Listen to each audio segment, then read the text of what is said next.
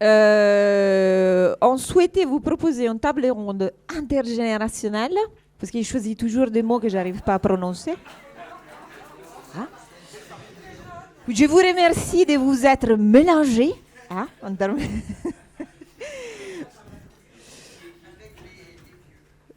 Oh. Bon, en tout cas, on n'a rien préparé et on l'a fait exprès parce qu'on comptait sur la spontanéité du truc. Les sujets, c'est le travail.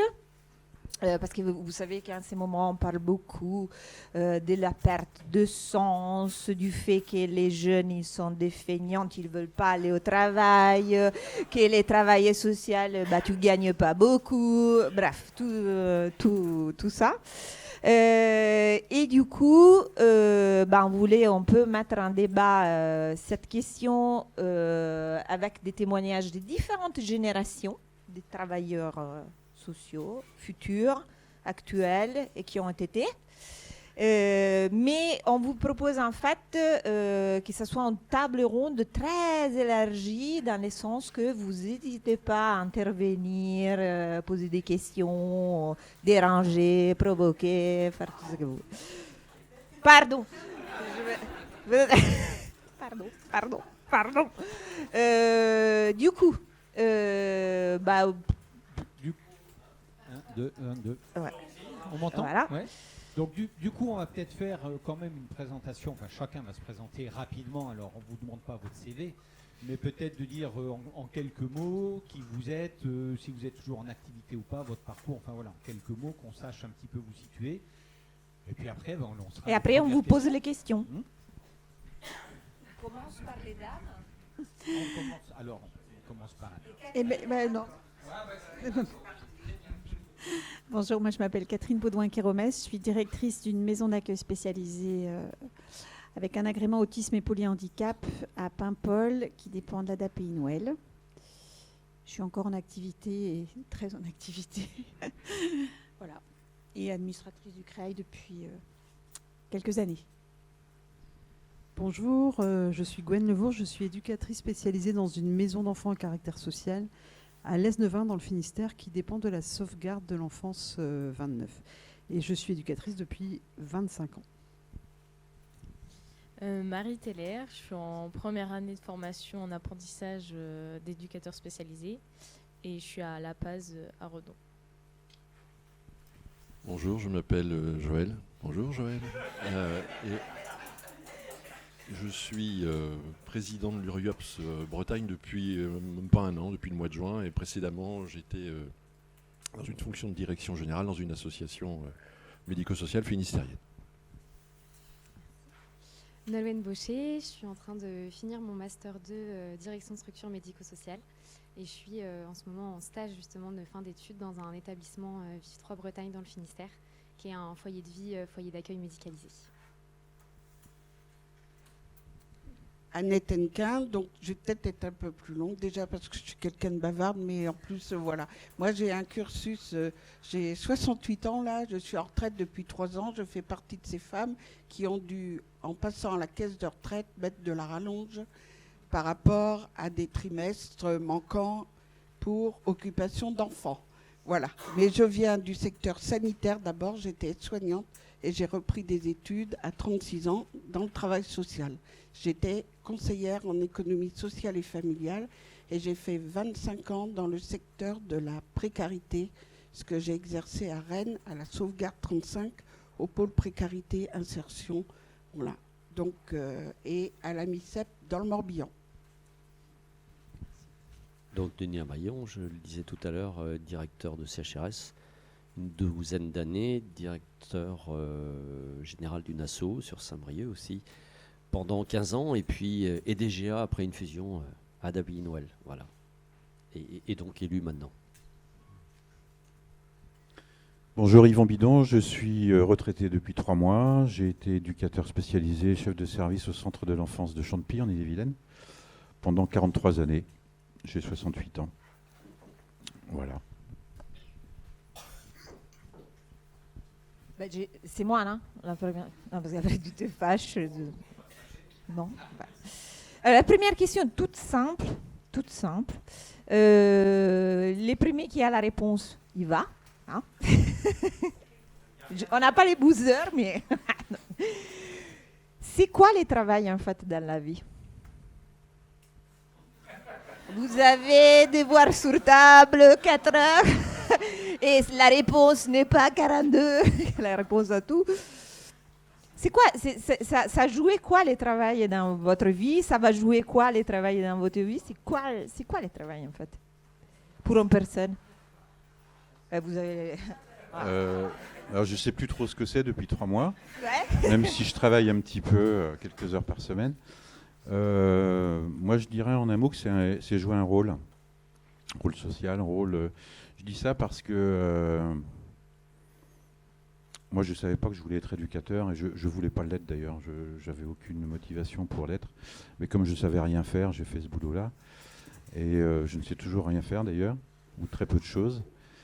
Et je crois que ce qui m'intéressait au départ, c'était plutôt le spectacle, des choses comme ça.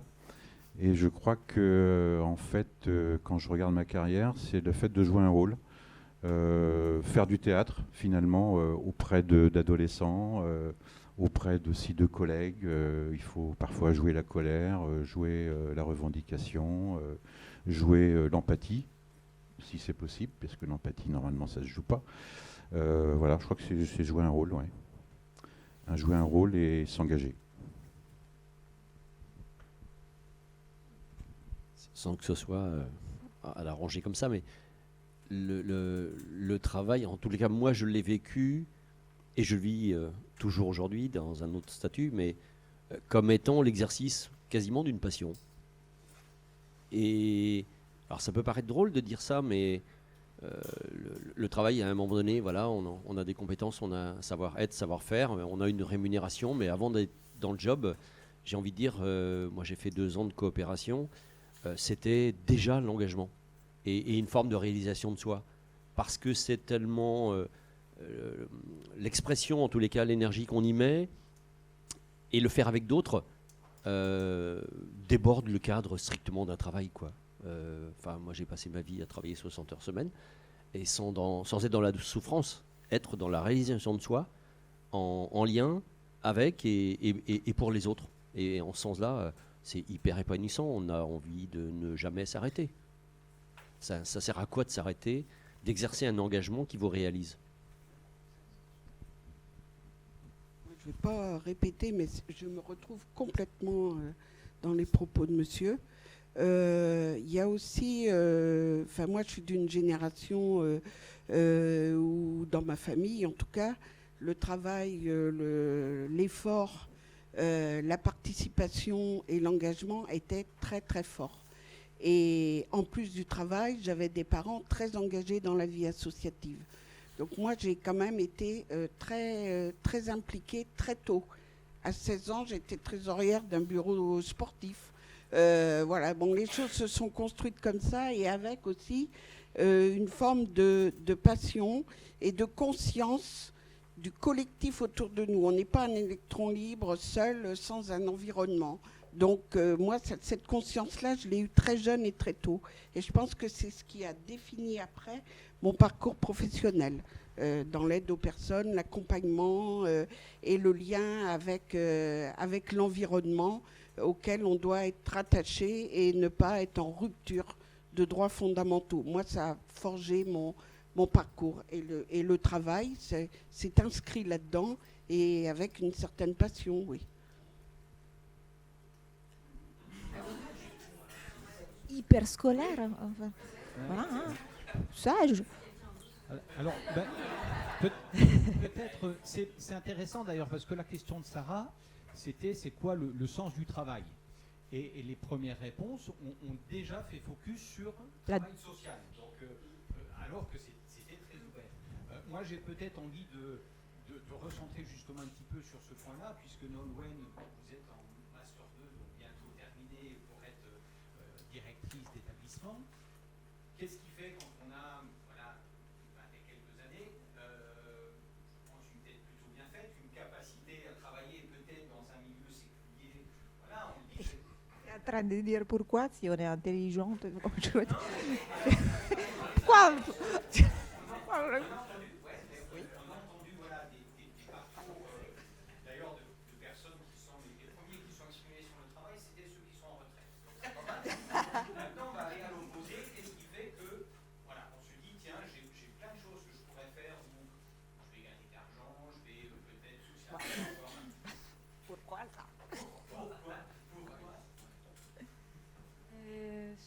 Monsieur Bidon a commencé en définissant avec un mot. Je crois que moi, s'il y a un mot qui me vient quand je pense au travail, c'est avancer. Je ne conçois pas trop de travailler s'il n'y a pas de projet. Enfin, je pense que pour... là, aujourd'hui, on ne sait pas quand on sera à la retraite, surtout moi qui n'ai pas encore commencé. J'imagine pas trop de commencer un travail sans me dire que... en me disant que dans 10 ans, je ferai exactement la même chose que je fais aujourd'hui. Là, je suis en stage, il y a des choses qui se passent au cours dans l'établissement, je fais des choses. Et je sais que dans 10 ans, il y aura d'autres projets, que si je veux construire des choses, je peux, que tout est... Enfin, que je vais avancer, quoi, que c'est pas... On commence pas un travail aujourd'hui en se disant qu'on va faire la même chose pendant 40 ans et qu'on peut construire des choses, quoi. Et encore plus parce que dans le secteur médico-social, il y a aussi de l'humain, donc tout est possible, quoi. Je crois que c'est ça qui me vient quand je pense à mes années de travail qui m'attendent, c'est d'imaginer que je vais pouvoir avancer et faire plein de choses. Si, un exemple d'avancement.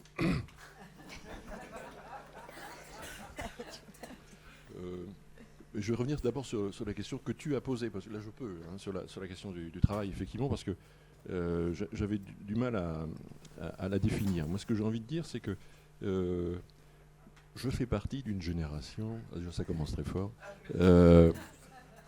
qui a été élevée dans la culture du travail. Moi, je suis finistérien, c'est pas propre au Finistère, c'est valable en Bretagne et bien ailleurs, mais il y avait quelque chose de prépondérant dans le travail. Celui qui travaille est respectable.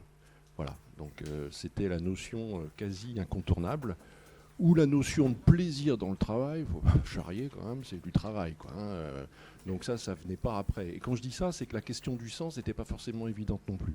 En ce qui me concerne, moi, la question du sens, je l'ai découverte il y a 20 ans. Vous n'étiez pas né.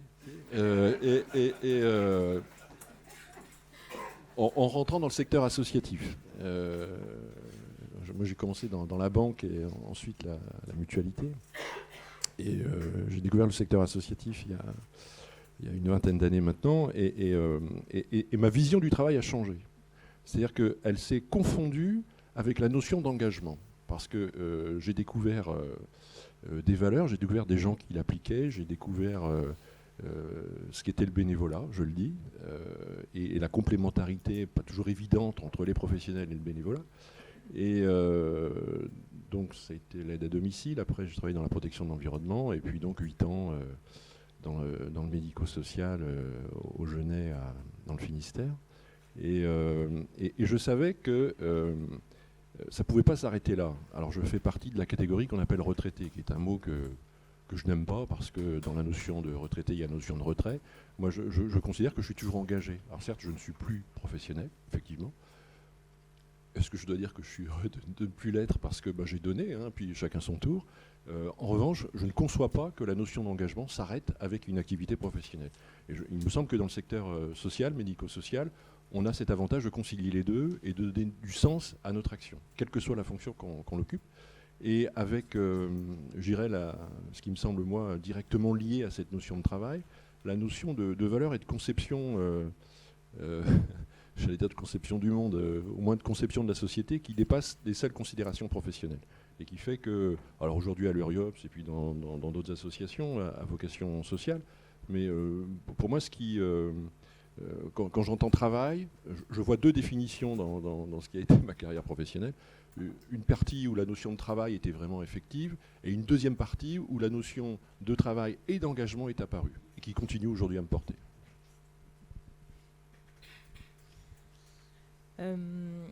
Pour faire le lien avec les deux questions, c'est que, comme ce qui a pu être dit, moi, on m'a beaucoup fait la réflexion après le lycée de pourquoi éducateur spécialisé, tu pourrais faire mieux.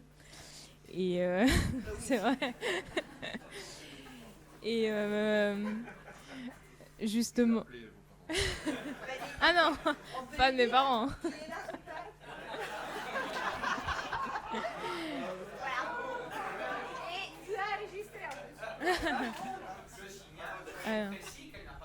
Ah non, du tout.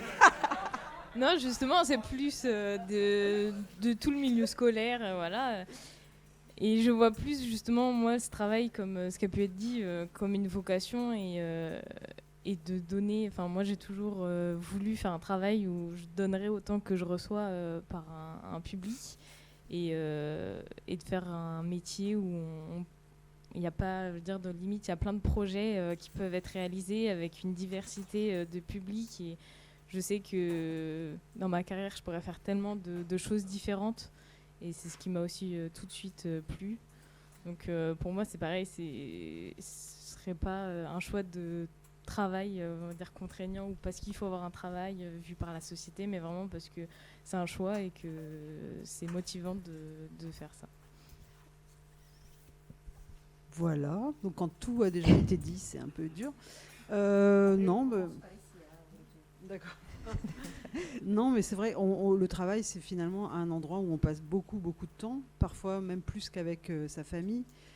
Quand on travaille avec, moi par exemple, c'est des adolescents, et que nos propres enfants nous disent pourquoi t'es pas là, pourquoi tu... Voilà, effectivement, ça fait se poser des questions, et ça pose la question de l'engagement, et je pense que de la même façon, moi, si j'ai choisi ce métier, c'est vraiment un choix, et c'est un métier qu'on fait, beaucoup l'ont dit, mais par passion, par vocation, et comme on y passe beaucoup de temps au travail, et autant que ça se passe bien. Après, c'est pas toujours possible, on n'est pas... Mais dans la mesure du possible, faire en sorte que ça se passe bien, et essayer de créer un climat de travail plutôt serein, et qui permet le travail avec les jeunes. Enfin, pour moi, tout s'enclenche si on travaille dans un climat serein avec ses collègues. Le travail avec les jeunes s'en ressent. Voilà. Alors, j'ai démarré ma carrière en fait en étant infirmière. Donc, j'ai connu le médico-social un peu plus tard, avec une rencontre un peu inattendue du polyhandicap. Et en fait, ce que je trouve en termes de sens, c'est que je reviens sur la question d'utilité sociale. Enfin, je ne sais pas si c'est revenu, ou au moins ça transparaissait dans ce que vous disiez. Alors, effectivement, si on va chercher la gloriole des rémunérations de folie et puis le fait qu'on soit effectivement reconnu d'un point de vue national, polyhandicap et autisme sévère, c'est pas la bonne branche. Faut faire autre chose. Mais en même temps, je trouve que la question d'utilité, on la défend pour aujourd'hui les personnes qu'on accompagne. Donc je trouve dommage que des futurs professionnels ou dans la population générale, on se pose la question du plaisir qu'on peut avoir au travail, dans le travail qu'on fait, parce que c'est ce qu'on essaye de défendre pour les personnes qu'on accompagne, la question d'utilité dans la société. Et je trouve que quand on travaille dans ce milieu-là, on l'a tous les jours, la question d'utilité, parce qu'on va défendre les personnes les plus vulnérables. Donc quoi de plus utile que ça ? Et du coup, on y prend beaucoup de plaisir. Et je rejoins ce qui a été dit aussi sur la question de plaisir. Pour ceux qui connaissent la formation infirmière, ça ne va pas de soi. C'est-à-dire qu'à mon époque, on formait aussi les infirmiers et les infirmières dans la question de contrainte, de l'abnégation. Voilà. Alors, j'entends parler de vocation. Du côté infirmier, la vocation, il y avait un côté un peu abnégation, religieux, machin, etc. Bon, ouais, sacerdoce. Alors que c'est pas ça du tout. C'est qu'on se sent utile dans la société dans laquelle on vit. Et on peut y trouver vraiment beaucoup de plaisir. Et je trouve, c'est peut-être le message qu'on a envie de donner aux jeunes générations, c'est que effectivement, on passe beaucoup de temps au travail. Et quand on voit, alors on en parlera ça peut-être, de nos difficultés de recrutement, d'attractivité, etc. Et qu'on voit des gens qui arrivent et qui nous disent non mais moi c'est ma vie privée d'abord. Ouais, ok, super, tant mieux. Enfin, je veux dire, personne ne peut aller contre ça. Sauf que vous y passez 7 heures par jour au minimum et pendant 40 ans, 3, 4. Donc si en plus, pendant cette période-là, vous êtes dans la contrainte, waouh, ça va être long. Donc il faut y trouver du plaisir et je pense que dans notre secteur, on a la possibilité vraiment d'y trouver du plaisir et du sens et d'être utile de la même manière qu'on le revendique pour les personnes qu'on accompagne. Mais du coup, j'ai la question d'Émilie, qui tue. Parce qu'en vous écoutant, il y a un côté identitaire dans le travail. Est-ce qu'on est obligé, pour être utile socialement, pour avoir du sens, ouais, de travailler? Est-ce que c'est le travail qui permet ça? Parce qu'il y a aussi, vu qu'on accompagne des personnes en situation de vulnérabilité, on sait combien ça compte le tissu social qui crée l'effet d'être un milieu professionnel. Est-ce que c'est ça qui fait identité d'une personne? Est-ce que c'est le travail qui fait identité? Et du coup, est-ce qu'il n'y a pas un gap entre les générations parce que la vocation, voilà, tu as parlé de la place dans la société que j'occupais à travers la profession que j'exerçais. Tu en as parlé en termes d'éducation. Et peut-être que dans les nouvelles générations, on ressent moins ça. C'est-à-dire qu'il n'y a pas besoin de travailler, ou en tout cas, ce n'est pas la profession qui fait identité. Oui. À la limite, la différence entre le fait d'être engagé d'un point de vue bénévole et du travail, c'est la fiche de salaire à la fin du mois. Peu importe. Sauf si à un moment donné on gagne au loto, il faut quand même qu'on ait un temps. Enfin, je sais pas. Moi aussi, j'ai été élevée comme ça, c'est-à-dire que à la fin du mois, il faut bien se nourrir. Donc, soit on prend le travail au sens général comme une contrainte. Et puis on essaye de trouver du bénéfice. De trouver du bénéfice. Je me tape moi-même. Super. De trouver du bénéfice à l'extérieur. Et encore une fois, ça peut être un choix de vie.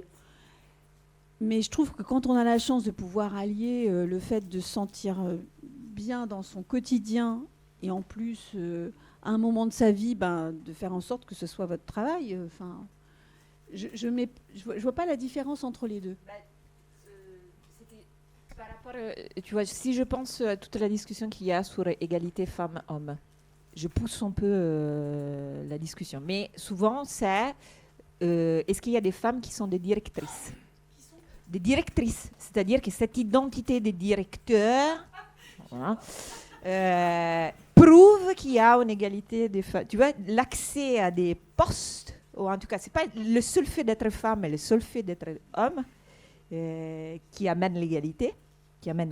Mais c'est à travers la profession que tu exerces qu'il faut qu'il y ait de l'égalité. C'est une question identitaire, en fait, dans les travaux qu'on exerce. Non.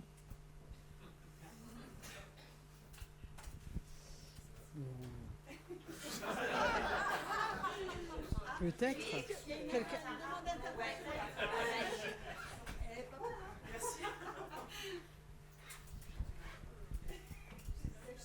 Pardon, merci. Moi, je voulais dire que j'ai pas vécu le travail de la même manière en fonction de l'âge que j'ai. Au départ, c'était un vecteur d'émancipation et ça m'a permis de quitter la maison. Après, ça a été un vecteur de réalisation, c'est-à-dire au niveau social, qu'est-ce que tu fais dans la vie. Après, il y a eu un problème de sens, donc c'est devenu un vecteur d'utilité. J'ai voulu me rendre utile et j'ai l'intuition que quand je serai retraité et que je garderai mes petits-enfants et que je ferai des tomates et que j'irai en ville, participer à la vie de la municipalité ou que je serai dans un tissu associatif bénévole, je travaillerai encore. Donc aujourd'hui, ce que je ressens avec le travail, c'est parce que... Et c'est pour ça peut-être qu'il y a des gaps entre les générations, c'est-à-dire que je ne serai pas d'accord avec moi à 20 ans.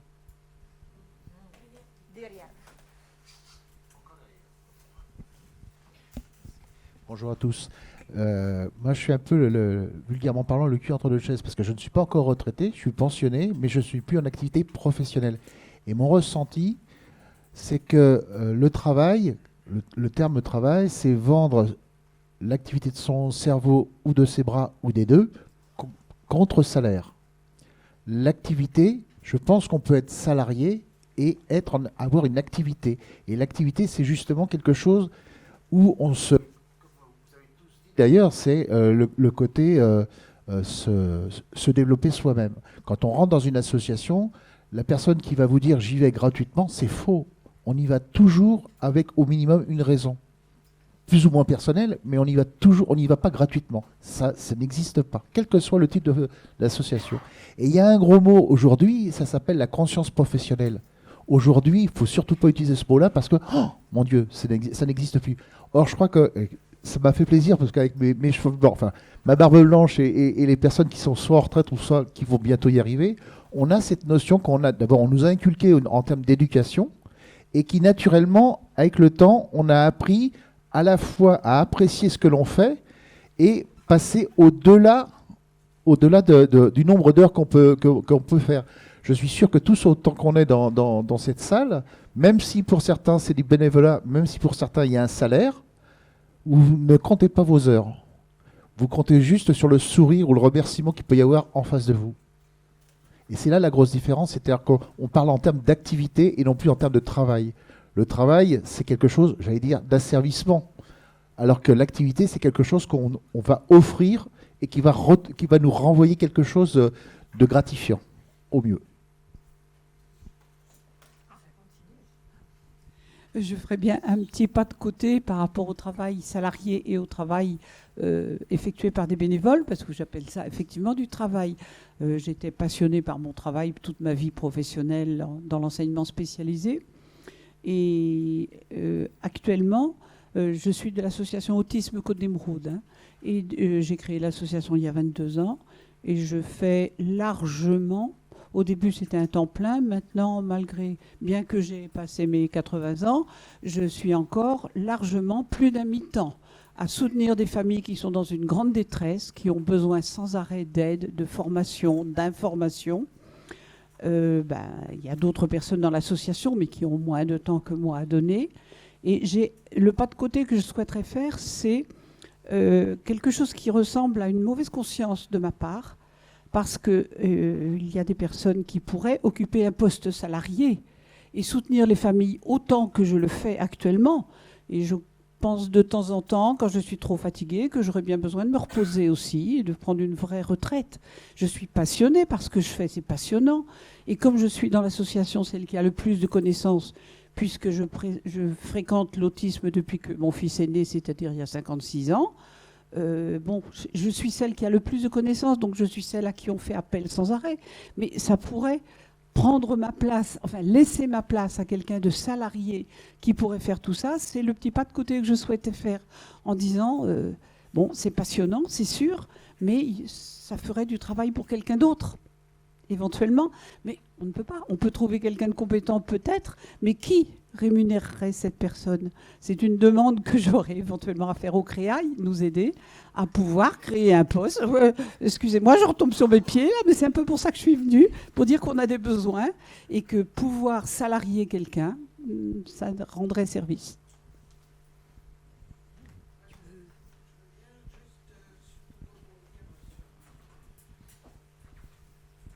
Parce que Monsieur de l'Uriops disait le mot retraite, ça veut dire retrait. Alors moi, j'ai choisi de retraiter ma vie, en fait. Donc, du coup, je la retraite en utilisant des compétences que j'ai encore, et puis du réseau, et puis surtout un engagement que j'avais pris par rapport au handicap de mon fils aîné. Donc, je suis au CREAI parce que je représente l'UNAFAM, l'Union nationale des familles et amis de proches qui vivent avec des maladies et handicaps psychiques.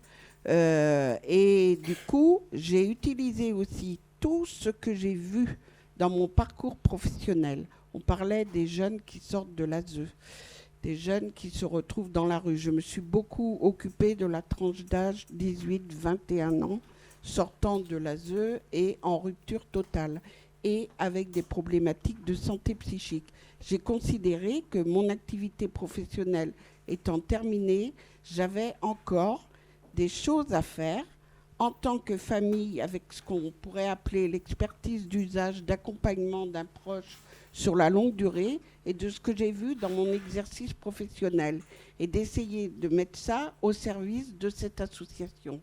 Donc je pense qu'il y a effectivement besoin d'emplois salariés dans le travail social ou dans le champ sanitaire, mais je pense que les aidants familiaux, c'est quelque chose qui devrait mieux fonctionner, qui devrait être moins cloisonné en termes d'accompagnement.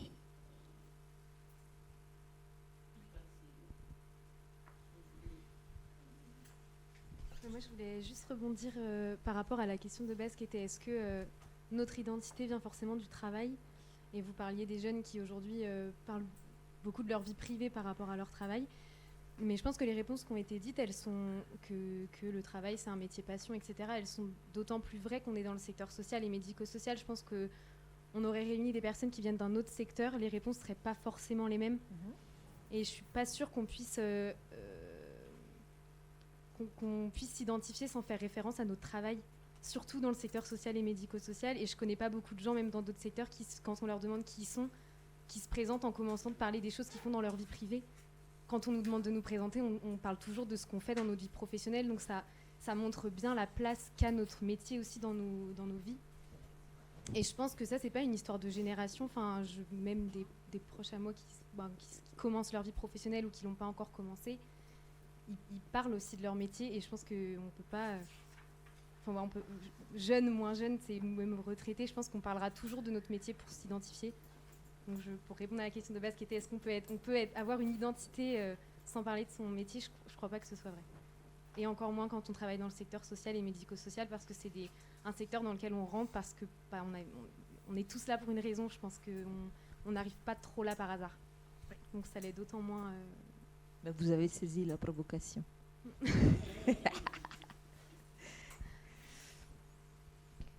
C'est à toi. Effectivement, on a entendu tous ces commentaires entre la notion du travail. Est-ce que c'est synonyme de rémunération ou ce que Nolwenn vient de dire à l'instant, l'identité, ainsi de suite. Moi, il me semble aussi percevoir au travers des propos, notamment des participants, vraiment une question de sens.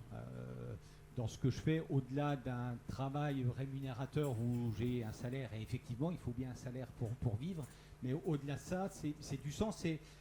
Moi, je voudrais peut-être poser à ceux qui sont un peu plus expérimentés cette question, est-ce qu'à un moment, dans ce travail dit social, d'accompagnement, de relations humaines, certainement qu'à des moments, parce qu'il y a des mutations, parce qu'il y a des contraintes, parce qu'il y a plein de choses, à un moment on se dit ce sens finalement je suis en train de le perdre. Est-ce que c'est des choses que vous avez vécues et comment à ce moment-là vous avez réussi à rebondir pour dire est-ce que je change complètement et je m'en vais faire autre chose, ou au contraire finalement je veux garder cette direction, ce sens, et comment est-ce que vous avez pu l'appréhender? Je ne sais pas s'il y a des témoignages. Effectivement, la question du sens peut revenir en fonction de l'évolution des politiques sociales, de l'évolution par exemple du changement de collègues qui s'en vont, ou des jeunes accueillis qui sont plus les mêmes qu'il y a 15 ans ou 20 ans. Et c'est toujours des moments où on se remet en question personnellement et où on peut se dire effectivement qu'est-ce que je fais là, pourquoi je suis là. Et moi j'ai toujours réussi à, même avec des petits moments de coup de mou, de me remotiver parce que j'ai de la chance de travailler dans une institution où l'équipe avec une équipe forte et où on échange beaucoup et on se soutient et avec ce que Paul Fustier appelait, j'aime beaucoup cet exemple, il parle des interstices dans le travail social, en particulier dans tous les travails. Ces petits moments où on est entre professionnels, où on échange des moments justement de vie privée, on parle de comment ça va avec ton fils, il a réussi son brevet blanc, enfin voilà, tous ces moments où on crée du lien. On n'est pas tout le temps en train de parler du souci de Gérard qui va pas bien, qui a des troubles du comportement, mais on parle aussi de notre vie privée, on échange entre nous, ce qui fait que ça crée ces fameux interstices-là, une cohésion qui va plus loin que le travail d'équipe et qui permet d'échanger et de retrouver ce sens-là. Et il y a aussi évidemment la relation avec les jeunes, les enfants, enfin les différents publics qu'on accueille. Et nous, au foyer, on accueille des jeunes pour en moyenne 2 ans. Et on crée du lien avec eux, du lien fort. Nous, dans notre institution, on revendique ça, la notion d'attachement dont on parlait tout à l'heure. on le revendique, c'est écrit dans notre projet d'établissement, et parce qu'on passe dans leur vie, ils passent dans la nôtre. Et c'est ça qui fait sens, je trouve. C'est-à-dire que c'est pas juste, on vient pas, comme vous disiez, au travail en se disant, on va les voir encore, les jeunes. Et voilà, ça fait sens. Et ce lien-là, il perdure. Nous, on fait tous les 2 ans un barbecue, on appelle ça le barbecue des anciens. Et on l'a fait en septembre dernier. Là, on avait une 40aine d'anciens jeunes avec leurs enfants, leurs conjoints, etc. Et moi, c'est ça qui fait sens, c'est ce lien. Voilà, on échange des bouts de vie, ça perdure. Et c'est là que je me dis, mais c'est... excusez-moi, je monopolise, mais il y a quelques temps de ça, j'étais en voiture après une journée difficile de travail où ça n'avait pas été top. Et je suis tombée à la radio sur une chanson de Pierre Perret. C'était pas le Zizi, parce que c'était Mon petit loup. Et je trouve que cette chanson, elle illustre... Enfin, pour moi, ça a fait... J'ai été submergée par l'émotion. Je me suis dit, waouh, mais c'est ça, en fait, éducateur. C'est ce côté... Alors, Mon petit loup, je pense que vous la connaissez tous, mais t'en fais pas, mon petit loup. T'inquiète pas, mon petit loup, je suis là. En gros, je suis là. Et puis, on va faire plein de choses. On va aller au Kilimandjaro. On va faire... Voilà. Et pour moi, c'est... Le sens, il est là dans ces 2 dimensions-là, la dimension lien qui perdure, lien qui est là, qui est vraiment fort et qui fait la base pour moi du travail d'éducateur. Et puis dans tout ce qu'on peut leur proposer comme petit défi, alors on ne va pas aller au Kilimandjaro bien sûr, mais pourquoi pas après tout, pourquoi pas. Mais en Italie, c'est ce que j'allais dire, le projet du Créail par exemple, ça permet de faire des choses avec les jeunes, de vivre des moments. On parlait du Stade Rennais, mais quand on arrive au Stade Rennais avec nos jeunes, je ne sais pas si vous imaginez, moi je ne suis pas très foot, mais j'arrive au Stade Rennais, je fais waouh, et les jeunes aussi, et on fait waouh ensemble, et c'est ça qui est génial. Bon voilà.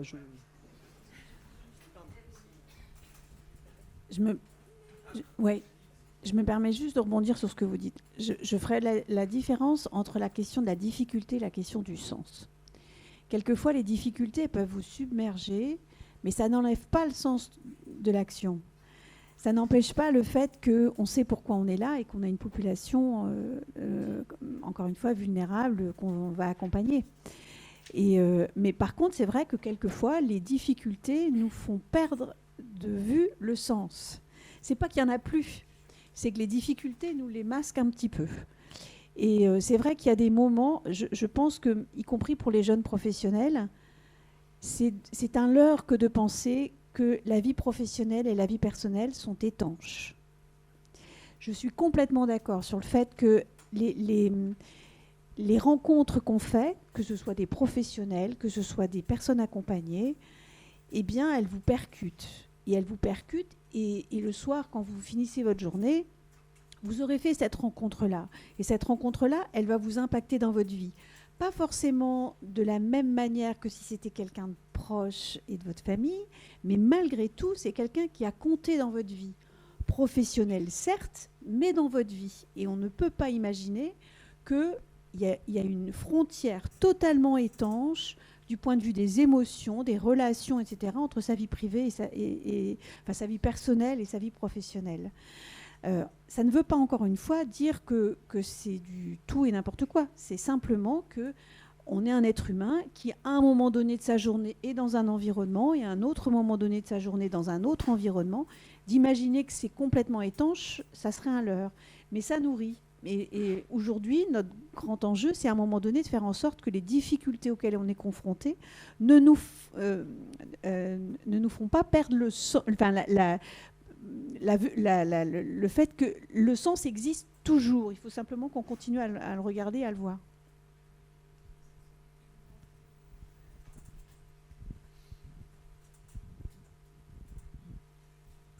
Merci. Je crois que la question de départ, c'était comment on peut se remobiliser, je crois, au niveau travail, retrouver du sens, etc. Moi, j'ai fait de l'internat en tant qu'éducateur auprès d'une population, d'un public d'adolescents en difficulté sociale familiale, à peu près 15-18 ans d'internat. Et c'est assez éprouvant, et c'est vrai que pendant ces années, je me disais comment sortir de ce marasme où j'y arrivais pas, en fait, où j'ai l'impression de ne pas y arriver. Et je crois que mais comme je disais tout à l'heure, comme je ne savais rien faire d'autre, il fallait bien continuer. Donc il a fallu trouver des portes de sortie. Et la porte de sortie, c'était de proposer des modalités d'accompagnement un peu différentes. Quand j'ai commencé, la notion de groupe, par exemple, était très importante dans l'accompagnement éducatif. Aujourd'hui, on parle beaucoup plus d'individualisation, donc c'est un petit peu l'autre extrême. Et je crois que c'est grâce justement à parfois ce ras-le-bol, ces difficultés rencontrées. Parfois, ça aide aussi, enfin, ça nous propulse dans l'idée qu'il faut faire autrement, qu'il faut faire autre chose, qu'il faut faire des propositions, etc. Donc moi, c'est comme ça que je suis arrivé finalement à poursuivre ma carrière et à trouver du sens. Peut-être tous les 5 ans, tous les 10 ans, il faut renouveler les choses, mais c'est un peu comme ça que moi j'ai pu y arriver en tout cas. Et du coup, en rebondissant sur ce que vous venez de dire, c'est-à-dire apprendre à faire autrement, l'autre question qu'on avait, c'était celle de la formation. C'est-à-dire, est-ce que pour vous, la formation que vous avez faite, que vous êtes en train de faire, vous ferez, est bien connectée à la pratique? C'est-à-dire que vous vous retrouvez entre la théorie et l'exercice professionnel? Est-ce qu'il y a des écarts? Est-ce que c'est aussi une question de comment la formation doit évoluer, doit s'adapter à l'exercice professionnel? Parce que ce que vous venez de nommer, la capacité à changer, à s'adapter, est souvent demandée en exercice professionnel, mais au professionnel, elle s'en repère. Parce que les contenants, ils changent, mais les contenus, il n'est pas forcément proposé pour évoluer. Donc, on avait cette question sur la formation qui est aussi un débat aujourd'hui à les cursus des travailleurs sociaux. Pour les plus jeunes, est-ce que c'est que vous êtes en train d'étudier? Hein? Je dis plus. C'est difficile, je pense, d'avoir le recul là, parce que je suis en train de le faire, donc c'est un peu difficile d'avoir le recul de savoir est-ce que tout ce qu'il y a dans ma formation colle à la réalité, parce qu'il y a des choses que j'ai pas encore eu l'occasion de confronter. Mais j'ai l'impression quand même que les formations, enfin en tout cas pour mon master, je crois qu'il n'est pas construit comme il y a 10 ans. Et aujourd'hui, on a toute une première partie du master où c'est des maîtres de conférences qui interviennent. Donc, dans ma formation, il y a une partie formation continue, une partie formation initiale. Donc, il y a des personnes dans ma promotion qui sont des professionnels en poste, en reprise d'études, et qui, pour le coup, quand on était en master 1, disaient mais n'importe quoi, enfin qui pouvaient, eux, dire mais c'est complètement déconnecté, et chose que quand on est en formation continue, comme moi j'ai l'été, on n'a pas ce décalage-là, ouais. Et puis au fur et à mesure du master, c'est de plus en plus des professionnels de terrain qui interviennent, donc des directeurs d'établissement, des responsables de service. Et là, on raccroche au terrain, et puis la formation se finit avec 5 mois et demi de stage, donc forcément là, on ne peut pas trop être en décalage avec la réalité parce qu'on est sur le terrain. Donc, mais c'est vrai que c'est difficile de répondre à cette question, mais s'il y avait quelqu'un de ma promo qui était en formation initiale, peut-être qu'il pourrait plus facilement répondre, parce qu'ils étaient, je me souviens un peu des fois, scandalisés par certains propos qui, moi, me perturbaient pas trop, mais eux, ils trouvaient que c'était vraiment... Mais je pense que ça c'est en train de changer. Et justement, avec tous ces propositions qui sont faites à des professionnels de faire des interventions dans les formations, ce qui n'était pas toujours le cas, je pense, avant, et ce qui n'est pas toujours le cas dans tous les secteurs. Pour avoir fait des études de droit avant de faire le master direction structure médico-sociale, c'était que des maîtres de conférences, mais qui n'exerçaient pas en tant que juriste. Donc c'est...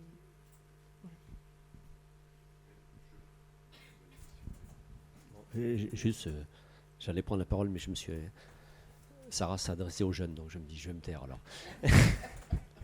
Non, simplement, pour faire le lien avec la question précédente, difficulté, et puis et engagement et sens, je me dis que la question de je pensais, j'ai la moto de monsieur devant moi là, et c'est une question aussi de cylindrée, c'est-à-dire que quand on a la chance, et peut-être madame le disait tout à l'heure, quand on a la chance de démarrer dans la vie avec une grosse cylindrée de motivation sur le sens que l'on souhaite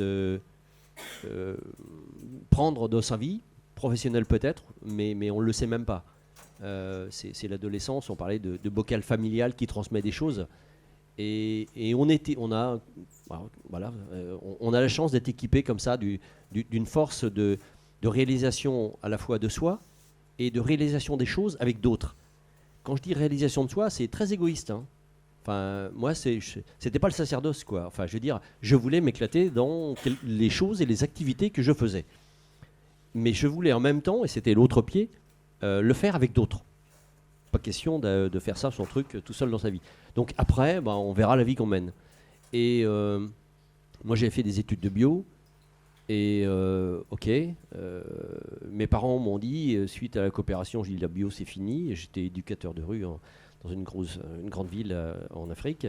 Et mes parents me disent, reprends ton boulot, quoi. Enfin, on t'a aidé pour tes études. Et puis moi, c'était fini, quoi. Et je suis devenu donc animateur surveillant de nuit dans un CHRS qui était au départ qu'un foyer de nuit, dit asile de nuit. Donc voilà, j'ai fait 4-5 ans là-dedans.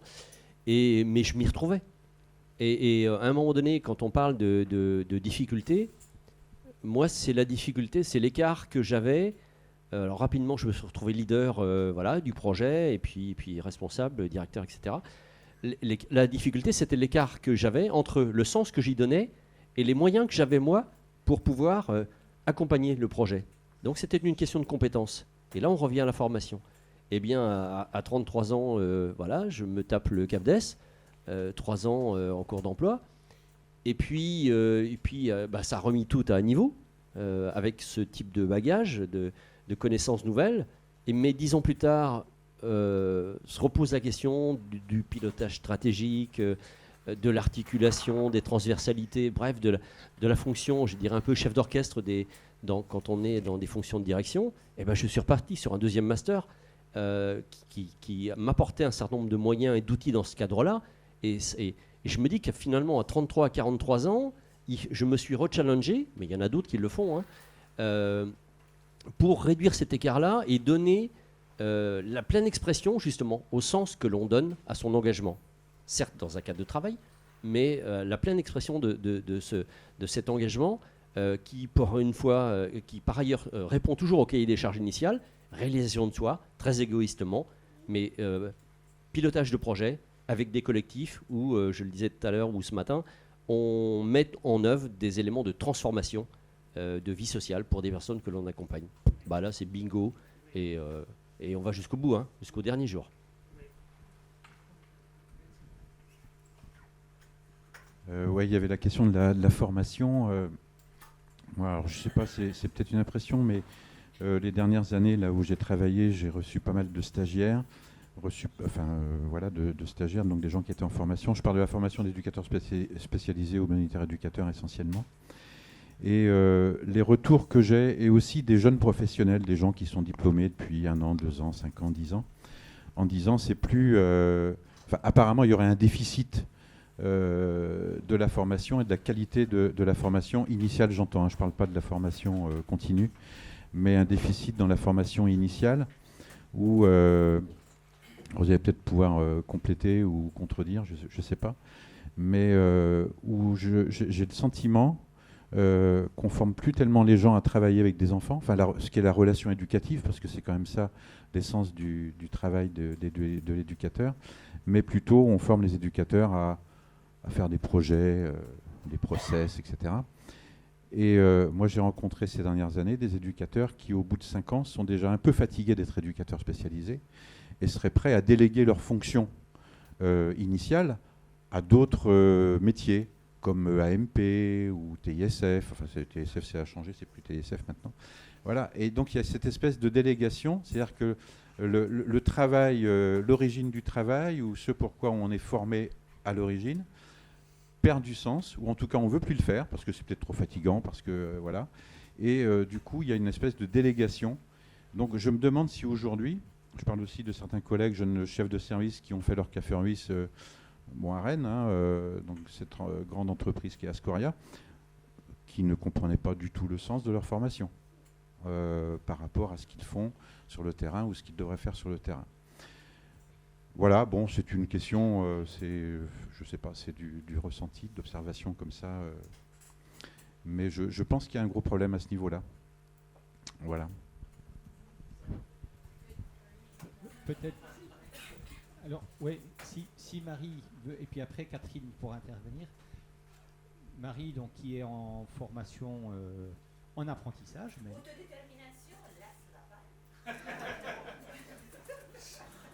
Non, c'était pour faire le lien avec la sport.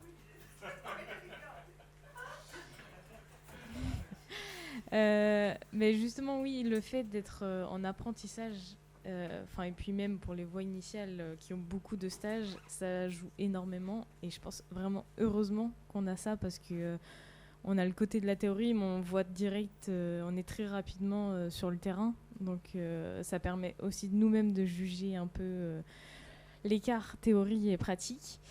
Après, je ne vais pas avoir un avis critique sur la formation, sachant que je finis seulement ma première année. Donc, je ne vais pas pouvoir juger, on va dire, les 3 ans. Mais en discutant avec les autres étudiants et moi-même me faisant la remarque, on a la même remarque que on nous parle beaucoup de projets. Et ce qu'a pu dire tout à l'heure, l'espace privé et professionnel, on nous dit beaucoup qu'il faut avoir cet écart et ne pas s'attacher, pas travailler la relation, travailler la relation éducative, mais en gardant une distance. Et nous-mêmes, on le sait, et puis on le voit sur nos terrains, que c'est pas ça, et que la réalité, c'est pas ça non plus, qu'on est forcément impacté par notre vie professionnelle, et parce que c'est un public, ce sont des personnes qu'on rencontre et qu'on ne va pas oublier du jour au lendemain comme ça, et qu'on accompagne. Donc il y a des écarts comme ça, et puis sur la façon dont ils peuvent nous apporter les choses et le sens. On nous dit ça dès le début de la formation, je suis qu'en première année, alors que je pense que c'est pas quelque chose, c'est pas le plus important à nous dire maintenant. Donc j'ai un peu le même avis. Moi, je voulais rajouter que ce discours-là, effectivement, en formation, bride la curiosité et d'oser aller découvrir autre chose. Moi, j'ai accueilli beaucoup de stagiaires et au fil du temps, c'est quelque chose que j'observais qui était on est dans la structure, mais on n'est pas curieux de l'environnement de cette structure. Et en plus, moi, je travaillais dans une CAO accueil orientation, c'est-à-dire que moi, je disais, recentrez-vous sur la personne que vous allez accueillir parce que vous allez orienter vers un endroit, un dispositif, et c'est une sacrée responsabilité. Donc, soyez curieux de l'endroit où vous allez orienter. Allez vous renseigner. Regardez ce qu'est cette structure. Parce que peut-être aussi, après, vous allez oser la mobilité et oser aller justement postuler sur cette structure. Et je pense que, moi, j'ai toujours eu ce discours-là avec les stagiaires et surtout aussi de ne pas mettre en route la moulinette à rumination trop tôt. Parce que quelquefois, ça arrive quand même sacrément vite. Bonjour. Je me lève parce que je sais pas. Moi, je m'appelle Catherine, je suis directrice d'une association dans le 35. Comment ? Bonjour. Merci de m'écouter. Donc, quand j'avais 3 ans, j'ai un témoignage, une réflexion, une question pour vous. Mon témoignage, c'est que j'ai fait des allers-retours, moi, entre le secteur public d'État, la protection judiciaire de la jeunesse et le secteur associatif. Et quand tu posais la question, je vais revenir un peu en arrière par rapport à la question des formations, mais en tout cas, je voulais témoigner du fait qu'en fonction du cadre de travail, ça structure beaucoup la relation au travail. C'est la question que tu posais. Moi, venant de la fonction publique, quand je suis arrivée dans le secteur associatif, où on m'a dit « oui, mais alors là, je dépasse d'une demi-heure, comment je fais pour rattraper ?» Voilà, on a un travail qui est très cadré dans le secteur associatif et qui ne l'est pas du tout dans le rapport au temps, j'ai envie de dire, dans la fonction publique. Et je trouve que en tout cas, le cadre dans lequel on intervient joue beaucoup sur la relation au travail des personnes, quelle qu'elle soit. Ça, c'était pour le témoignage. Sur la réflexion, à vous entendre, on voit bien que la question de l'engagement et du travail est mêlée d'une certaine manière à des périodes différentes, mais pour chacun d'entre vous. Je me disais, mais est-ce qu'on ne tient pas là un des écueils de ce secteur, finalement, pour deux raisons. La première, parce que finalement, au motif de cet engagement, on sait qu'on accepte beaucoup de choses, d'aller très loin dans des situations, de compenser des carences d'autres acteurs. Voilà, et cet engagement fait que dans le travail, on peut aussi, dans ce secteur-là, se mettre en danger. Ça, c'est la première raison. Et la deuxième raison, c'est que au motif de cet engagement aussi, je crois qu'on a parfois du mal à accepter que soit interrogé le contenu du travail. Et que ça, c'est peut-être deux écueils de la question du travail et de l'engagement mêlé. La question que j'avais pour vous, parce qu'elle me travaille personnellement et je cherche, c'est sur cette question de sens du travail et de perte de sens. Moi, j'entends beaucoup dans mes fonctions la question de la perte de sens. J'essaye d'être à l'écoute, de comprendre. Alors l'écart entre difficultés, moyens, tout ça, je comprends. La perte de sens, sincèrement, j'ai beaucoup du mal à la comprendre parce que je trouve qu'on a un moment plutôt passionnant sur la dimension d'inclusion, sur la démocratie citoyenne, sur des changements de pratiques sociales, de posture de travail. On n'est plus dans une relation d'aide, mais on est bien dans le soutien des capacités, développement. Je trouve qu'il y a l'autodétermination, il y a tout un champ assez passionnant. Alors je me dis, sur les bancs de l'école, sur cette perte de sens, qu'est-ce que vous en comprenez? Qu'est-ce que vous en entendez en étant sur les terrains avec d'autres collègues qui partagent cette question mais il y a une perte de sens dans le travail social. Moi, j'ai du mal à comprendre ce que ça recouvre. Est-ce que vous pouvez m'éclairer un petit peu? Merci.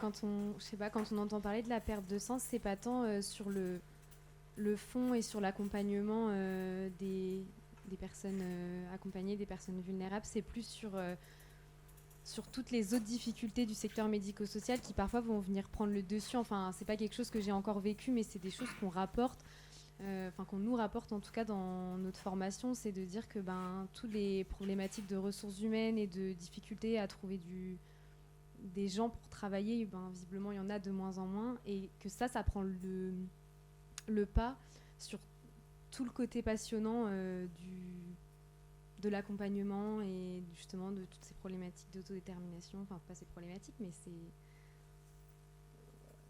tous les projets qui peuvent être mis en place pour les personnes sont parfois un peu mis au second plan parce qu'il y a des problématiques, notamment de ressources humaines à gérer de manière urgente. Enfin, en tout cas, c'est ce qui ressort dans ce que j'entends.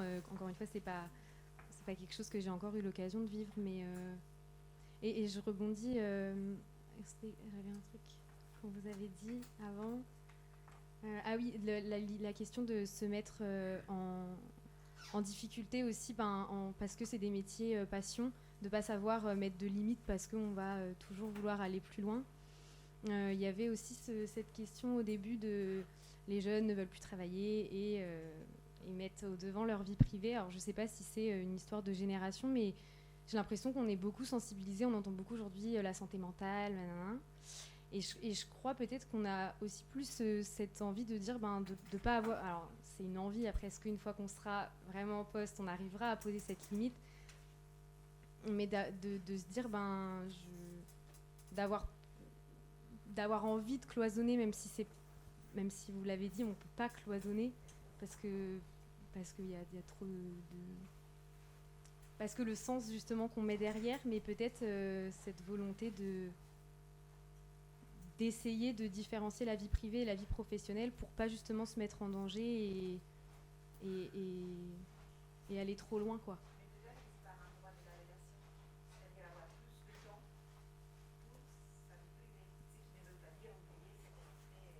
Mmh.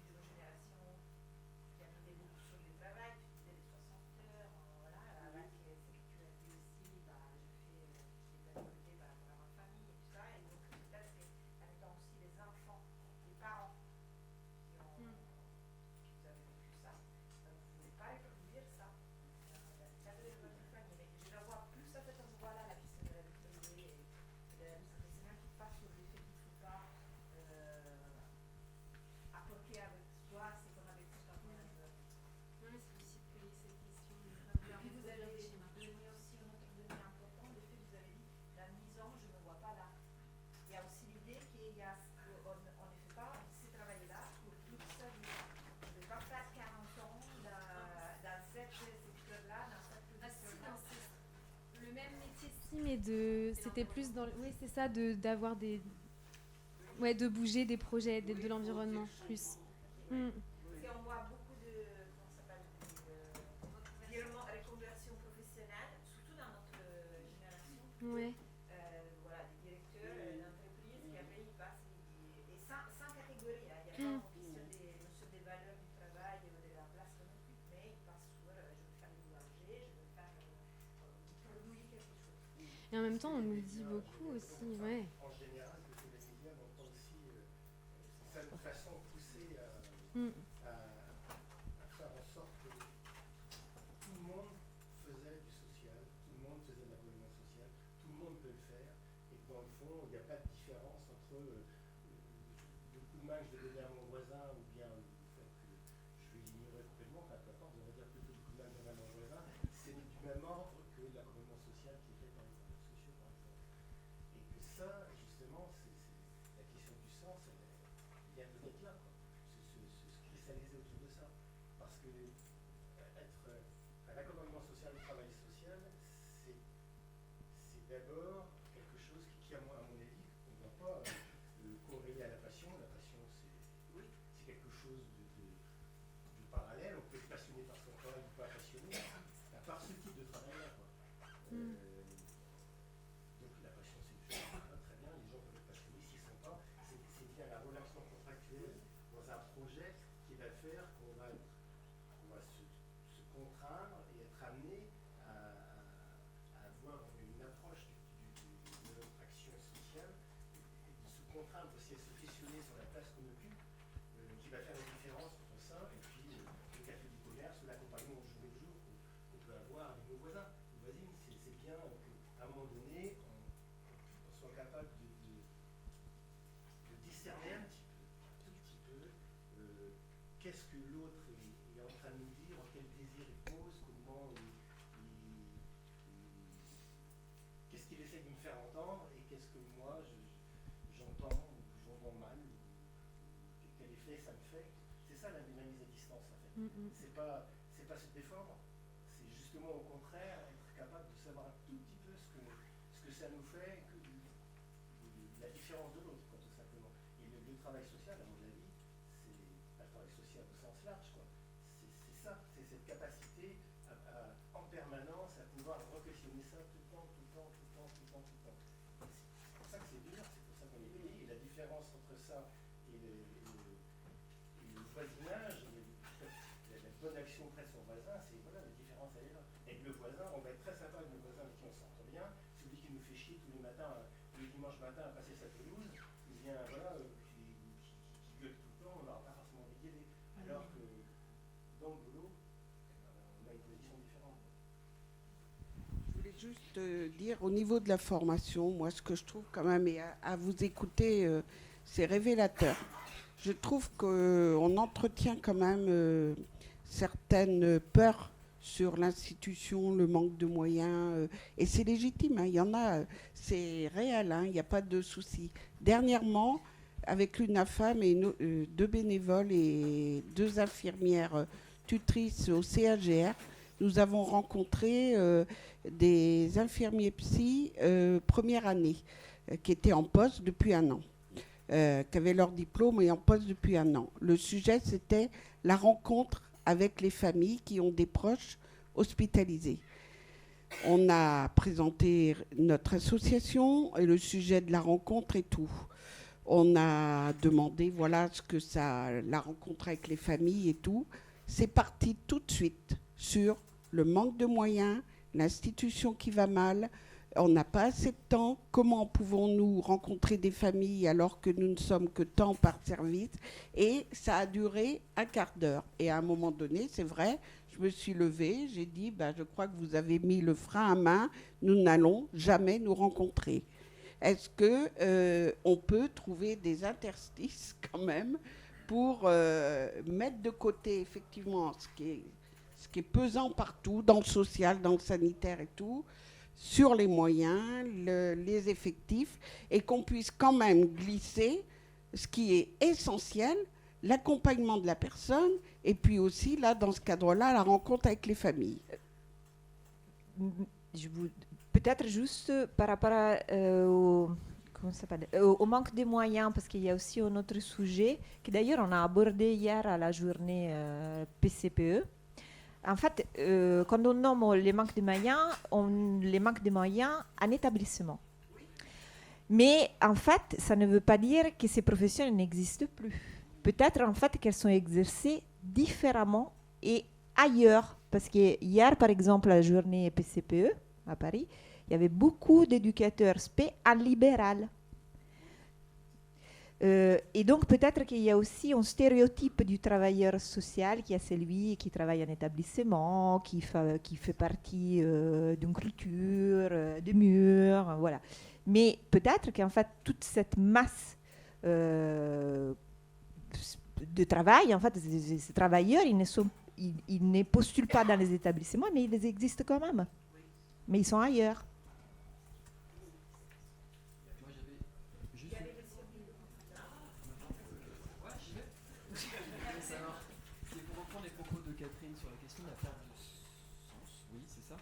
Je me posais la question de savoir est-ce que la perte de sens n'est pas liée à la question des transitions et des ruptures en fait. Parce qu'on est en train de vivre des ruptures dans le travail social qui sont assez fortes. La question de l'enjeu participatif qui était une rupture déjà dans les postures d'accompagnement, de la prise en charge et de la prise en compte. La question climatique, on nous demande aujourd'hui d'introduire cette question du climat et de l'écologie dans les projets d'établissement. Donc ça aussi c'est une nouvelle évolution. Et puis j'ai envie de dire demain la question de l'intelligence artificielle. J'entendais ce matin des propos du patron d'un des fondateurs de l'intelligence artificielle qui travaille à Google, qui a quitté Google, puisqu'il considérait qu'il y avait une vraie menace aujourd'hui sur les évolutions de ChatGPT. Et ça va être une vraie révolution dans le travail aussi, dans les 20 prochaines années. Donc c'est ces questions de rupture et comment justement cette perte de sens-là, on en arrive aussi à questionner ces ruptures-là et ces passages. Donc c'était en lien aussi avec cette question de la perte de sens.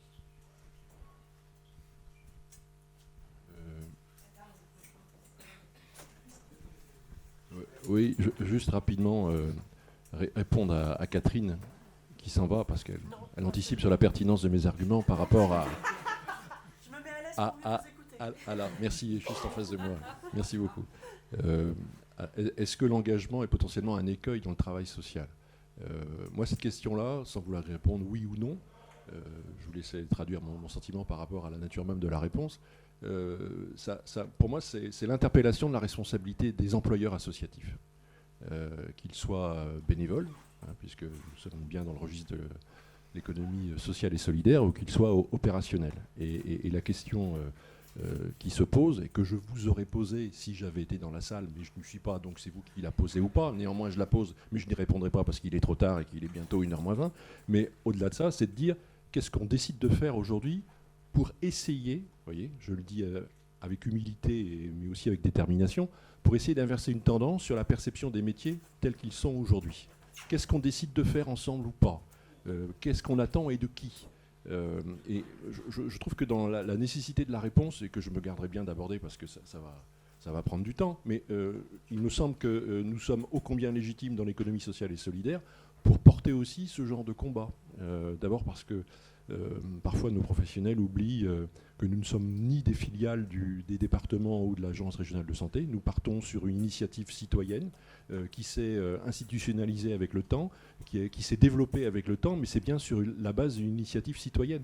Or, je ne suis pas en train de vous dire c'était mieux avant, c'est absolument pas mon propos, c'est de dire qu'effectivement les enjeux, comme vous l'avez dit, aujourd'hui sont tels qu'on peut penser que l'économie sociale et solidaire se positionne sur ces sujets-là. Ça semble relever de l'évidence. Et quand je dis se positionne, c'est pas tant par association, mais qu'est-ce que globalement, au niveau breton, on est capable de défendre aujourd'hui tous ensemble, hein, et là j'interpelle directement l'URIOPS, mais aussi le CREAI, et la volonté qu'on a de travailler ensemble pour savoir affirmer et avoir des positionnements communs sur des enjeux qui méritent d'être débattus, et ça les débats on sait faire, mais qui méritent aussi ce qu'on appelle à l'URIOPS depuis récent, alors je vais le placer parce que je trouve ça très riche, la fonction tribunicienne de l'URIOPS, n'est-ce pas ? Et je le dis du CREAI également, on partage ça aussi, c'est de dire comment on affirme ce que nous sommes d'abord, et je ne suis pas sûr que les Bretons eux-mêmes soient capables d'identifier ce que représente le secteur social et médico-social et sanitaire dans le registre de l'économie sociale et solidaire en Bretagne. Certainement pas. Est-ce qu'on sait que ce sont plus de 56 000 professionnels qui s'investissent dans ce secteur-là sur les 4 départements? Je crois pas. Alors le paradoxe, c'est qu'on peut se dire aussi, mais comment se fait-il qu'un secteur qui représente 56 000 salariés soit aussi peu défendu et aussi peu reconnu?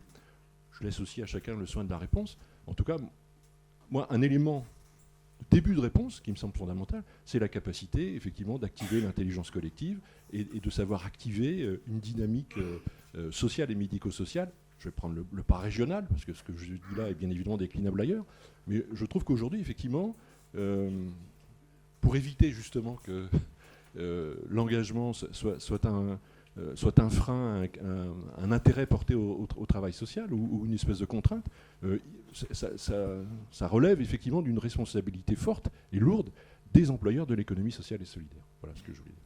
Tu me tends une perche, Joël. Je vais la saisir parce que ce que je voulais dire, c'est en parfait prolongement de ce que tu viens d'exprimer dans nos rôles respectifs.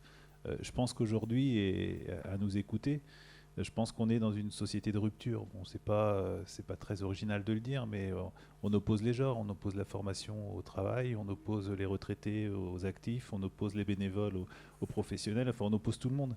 Et je pense que, encore une fois, dans nos rôles respectifs, on aurait tout à gagner. Moi, je crois pas, alors je crois en tout ce que vous avez dit, je crois pas à la séparation vie professionnelle, vie privée, enfin ça n'existe pas.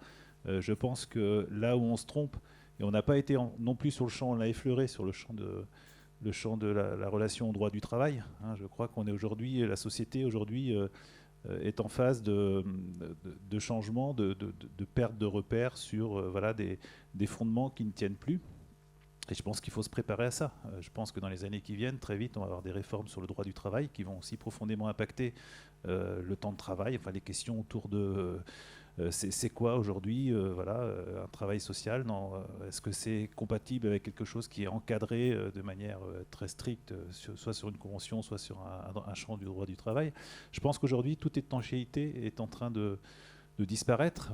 On voit qu'au niveau de la formation, bon, il y a des efforts qui sont en train de se faire aussi au niveau des organismes, hein, même si voilà, on espérerait aller beaucoup plus loin. On voit bien que le lien qu'on doit faire entre le secteur de l'apprentissage et l'entreprise, voilà, c'est un lien fondamental. C'est pas normal que la rencontre avec le milieu du travail se fasse... alors je caricature volontairement parce que c'est certainement pas fait. J'imagine que je vous regarde parce que vous êtes en Master 2, vous êtes en stage intensif en entreprise.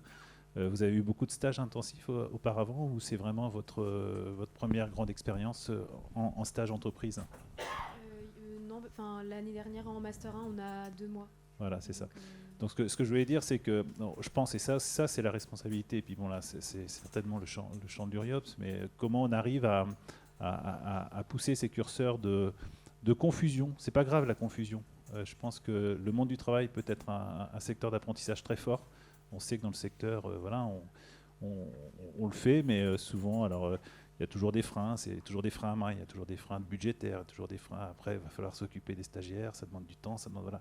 Il y a toujours. Je pense qu'on a vraiment une fongibilité à travailler entre l'intersectoriel, c'est le rôle parfait du CREAI. Je crois que dans mes propos introductifs, on évoquait ce rôle de trait d'union. Hein, je pense qu'aujourd'hui, on arrivera, à mon avis, hein, à redonner du sens, à redonner de l'attractivité et à raccrocher les wagons et faire en sorte qu'on se pose de moins en moins de questions sur les questions qui sont... moi, je viens du secteur associatif aussi, il y a la question de la place du bénévole, du professionnel.